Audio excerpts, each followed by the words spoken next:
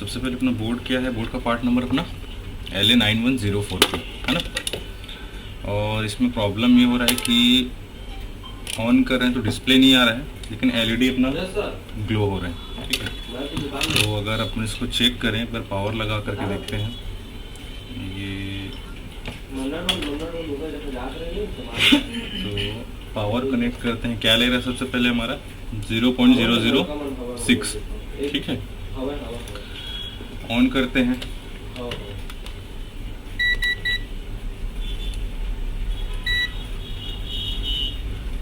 तो जैसे कि अपना LED यहाँ पे ऑन हो गया, ठीक।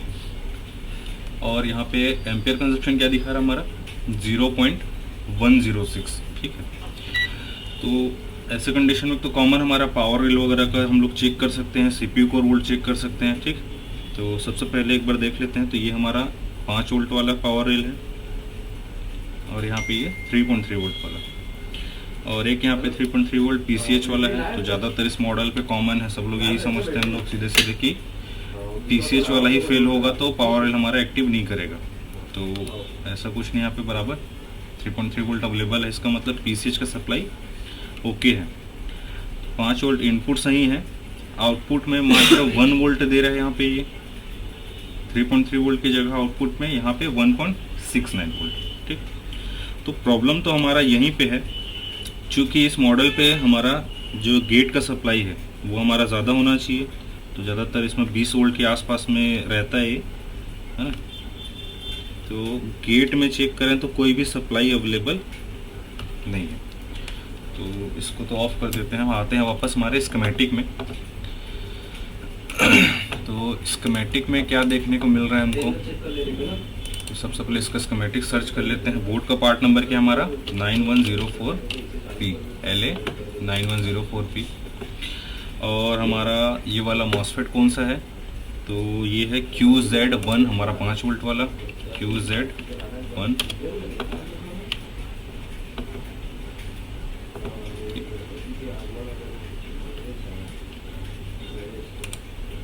ये रहा हमारा 5 वोल्ट ऑलवेज टू BS वाला, करेक्ट। अब यहाँ पे प्रॉब्लम क्या हो रहा है हमारा कि इनपुट ओके है, आउटपुट नहीं है, और गेट में कोई सप्लाई नहीं है। तो गेट में अगर हम लोग सप्लाई चेक करें तो यहाँ पे कहाँ से आता दिख रहा है इसमें, यहाँ पे लिखा है B+ बायस।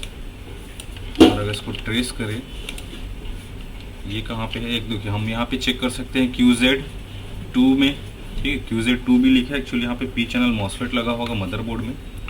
यहाँ पे अगर पिन नंबर 3 में क्या हम लोग चेक कर सकते हैं सप्लाई है कि नहीं है, ठीक है। वैसे तो जब तक हम बोर्ड को ट्रिगर ना करें ये सप्लाई नहीं आना चाहिए, करेक्ट। क्यों, क्योंकि ऑलरेडी सुस्पी एक्टिव होगा, और सुस्पी एक्टिव होगा तो ग्राउंड यहाँ पे हमारा ऊपर अवेलेबल रहेगा। इसका मतलब अगर इस रजिस्टर को हम लोग चेक करें RZ4, तो यहाँ पे क्या मिलेगा, एक साइड हमारी सप्लाई अवेलेबल मिलेगी और दूसरे साइड हमको 0 मिलेगा। एक बार B+ बायस को भी देख लेते हैं कि ये कहाँ से आ रहा है। तो ये 3 वोल्ट पे भी आ रहा है, यहाँ पे वही सेम सप्लाई हमारे 1.5 वोल्ट वाले पे भी आएगी।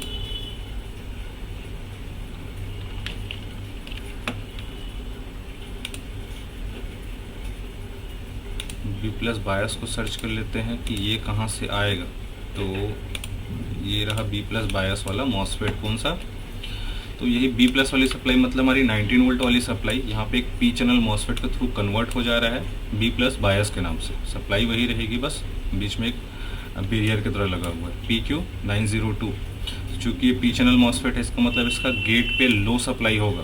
तो यहाँ पे पावर ओके से दिया हुआ है। पावर ओके बेसिकली हमारे 3 वोल्ट 5 वोल्ट वाली जो पावर IC, ठीक है, उसका पावर बोर्ड आ करके इसको एक्टिव करेगा, यहाँ पे का वोल्टेज डिवाइडर बन करके ये सप्लाई पास आउट करेगा। तो यहाँ पे तो समस्या नहीं है। पहले इसको देख लेते हैं PQ902। तो इसका बोर्ड व्यू भी अवेलेबल होगा अपने पास में, तो बोर्ड व्यू भी ओपन कर लेते हैं, ट्रेस करने में दिक्कत नहीं होगा ज़्यादा। फिर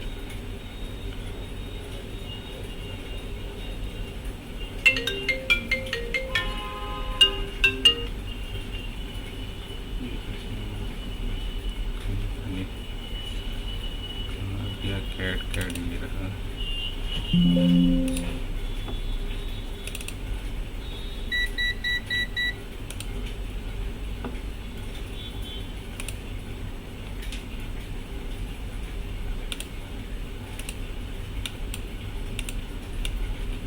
ओपन कर लेते हैं हमारे बोर्ड व्यू में।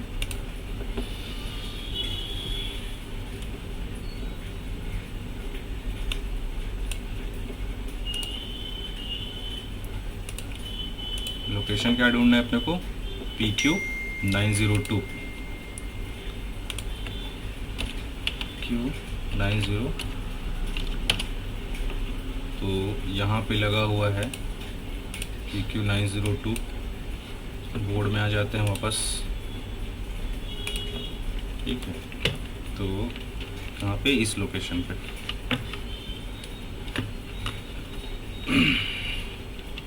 चेक करते हैं क्या कहानी है इसका। तो ये गेट होगा, भूतिया मल्टीमीटर, ये इसका सोर्स और ये इसका ड्रेन, ठीक है। तो ड्रेन में सप्लाई अवेलेबल है, सोर्स में सप्लाई अवेलेबल है, जो कि पी चैनल मॉसफेट है हमारा, क्या अपना पी चैनल मॉसफेट है। तो क्या होगा हमारा ड्रेन ये होगा, सोर्स अपना ये होगा और ये अपना गेट होगा, ठीक है। चूँकि पी चैनल है, कैथोड हमेशा क्या लगे रहता है, पी चैनल में सोर्स की ओर, ठीक। तो दोनों साइड सप्लाई अवेलेबल है, इसका मतलब कि ये हमारा परफेक्ट वर्किंग है। अब यहाँ पे हमको कुछ करने की ज़रूरत नहीं है। नेक्स्ट आ जाते हैं वापस कहाँ पे, तो हमारे इन मॉसफेट के गेट्स में। ये मॉसफेट, ये उसका पिन नंबर 4 और गेट कहाँ पे दिखा रहा है यहाँ पे। तो इन रजिस्टर्स पे हम लोग चेक कर सकते हैं। क्लोज करता हूँ, कौन सा रजिस्टर, तो बोर्ड में हमारा यहाँ पे लगा हुआ है। पहले ऑन कर लेते हैं एक बार, ठीक है। बोर्ड अपना ऑन हो गया है, एलईडी जल रहा है। गेट में सप्लाई, तो गेट कहाँ पे कनेक्टेड दिखा रहा है हमारे, यहाँ पे तो बड़ा सा कैपेसिटर दिख रहा है एक।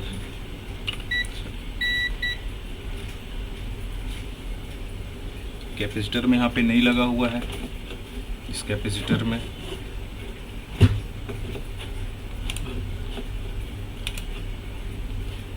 ठीक, कोई सप्लाई नहीं है। नेक्स्ट क्या दिख रहा है अपना,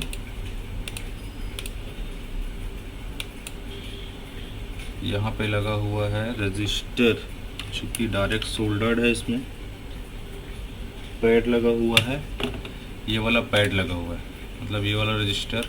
और ये हमारा बी प्लस बायस वाला रजिस्टर। तो बी प्लस बायस का सप्लाई इस रजिस्टर पे ओके है। रजिस्टर के दूसरे साइड 0 पड़ा हुआ है पूरा, ठीक है। इसका कारण क्या हो सकता है, तो कौन सा रजिस्टर में देखें हम लोग अभी, RZ4 के इस साइड में बी प्लस बायस मतलब कि अवेलेबल है, यहाँ पे कोई भी सप्लाई नहीं है। इसका एक कारण क्या हो सकता है हमारा, QZ2। तो ये QZ2 हमारा क्या डुअल मॉसफेट लगा हुआ है। वापस आते हैं QZ2 पे,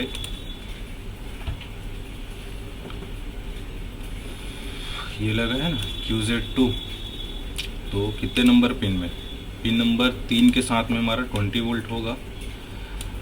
तो ये पिन नंबर 3 पे, चूँकि यहाँ पे रजिस्टर में चेक कर लिया, एक साइड सप्लाई अवेलेबल है, यहाँ पे अवेलेबल नहीं है। अब इसका एक ही कारण हो सकता है क्या, ये वाला मॉसफेट हमारा ऑन पड़ा होगा, मतलब कि सुस्पी पिन नंबर 5। तो यहाँ पे चेक कर लेते हैं कि पिन नंबर 5 में सप्लाई अवेलेबल है कि नहीं है। तो यहाँ पे सप्लाई अवेलेबल है, क्योंकि मदरबोर्ड ऑन करने पे ये सप्लाई हमारा बंद हो जाना चाहिए, ठीक। मदरबोर्ड जैसे ऑन करेंगे सप्लाई हमारा बंद होना चाहिए, लेकिन ये बंद नहीं हुआ। तो इसको देखते हैं कि कहाँ पर से बंद होने के लिए सर्किट बनाया गया है इसमें।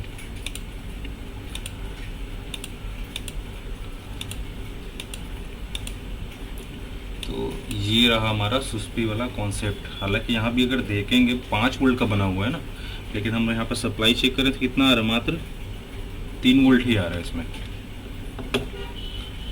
इसका मतलब पहले तो ये वाला सस्पेक्ट है हमारा, इसको चेक करना है QZ8, ठीक है। तो अगर QZ8 पे अगर चेक करूं, ये लगा है QZ8, तो इसके गेट में क्या सप्लाई है, 3.3 अवेलेबल है, ठीक है। सोर्स ग्राउंडेड है। ड्रेन में यहाँ पे सप्लाई नहीं होना चाहिए था, समझा। यहाँ पे सप्लाई नहीं होना चाहिए क्योंकि ऑन हो गया, सप्लाई गेट में आ रहा है ना, एन चैनल लगा हुआ है, ग्राउंड चला जाना चाहिए था ऊपर, और जब ग्राउंड ऊपर जाना चाहिए था तो हमारा सप्लाई 0 हो जाना चाहिए था। मतलब हमारा ये जो मॉसफेट लगा है, मॉसफेट ख़राब है। कौन सा? QZ8 वाला। अब अगर इसको डायोड रेंज में अगर चेक करें, इसका कंडीशन क्या है, 600 से ऊपर आ रहा है वैल्यू उसका, है ना। तो इसको करते हैं पहले रिप्लेस, स्क्रैप वाला बोर्ड है।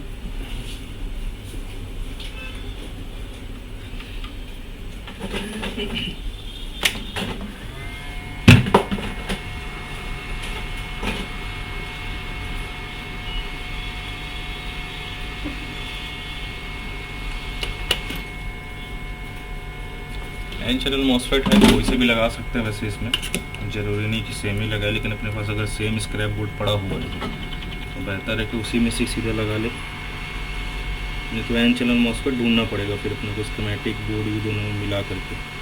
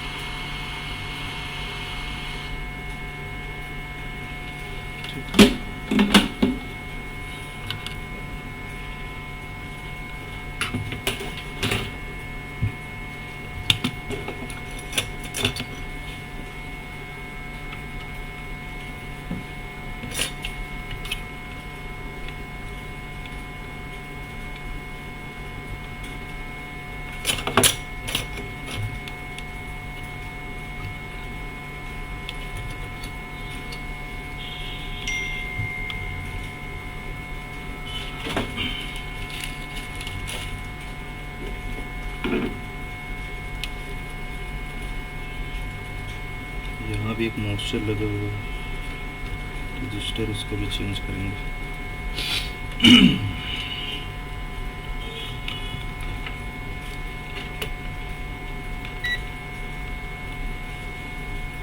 एम्पियर बढ़ गया हमारा, ठीक।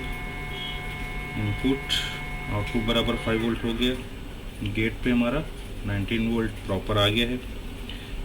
सो गेट पहले भी ये सप्लाई अवेलेबल था, यहाँ पे 0 हो जाना चाहिए जो कि नहीं हो रहा था, तो ऐसा स्विच ही लगा, मतलब स्विच की तरह ऑन हमारा नहीं हो रहा था, ठीक। यहाँ पे एक रजिस्टर और ख़राब दिख रहा है, इसको थोड़ा सा बदल देता हूँ, मॉइस्चर लगे गंदे से, बाद में कुछ दिन बाद दिक्कत चालू कर देगा नहीं तो ये।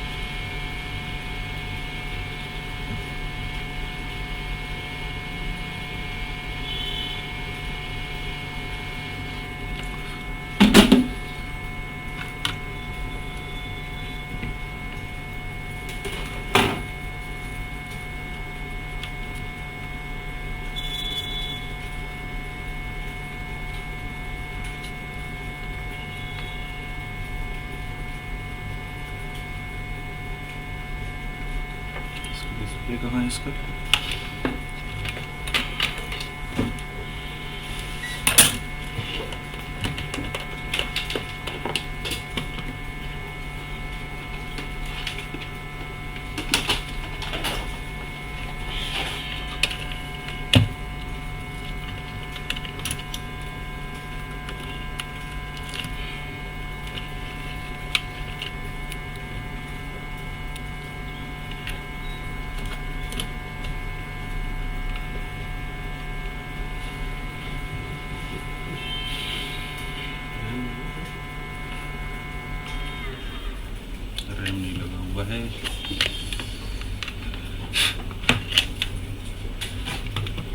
रैम और सीमोस बैटरी भी दिखाना है इसका।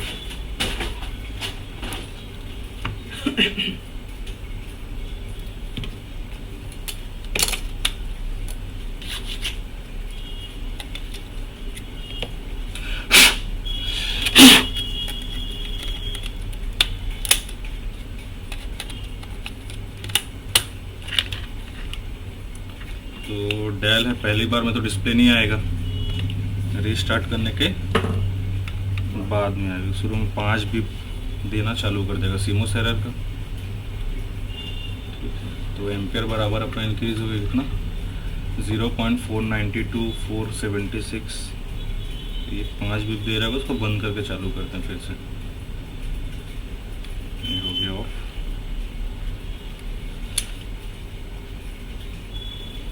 अब ये खुद से अपना रिबूट होगा ना, ये 0 हो गया, ठीक, वापस आया। हो सकता है एक बार और रिबूट हो, फिर से वो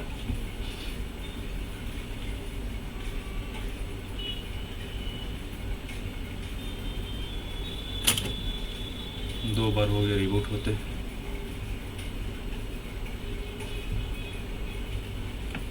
आ गया अपना डिस्प्ले, ठीक।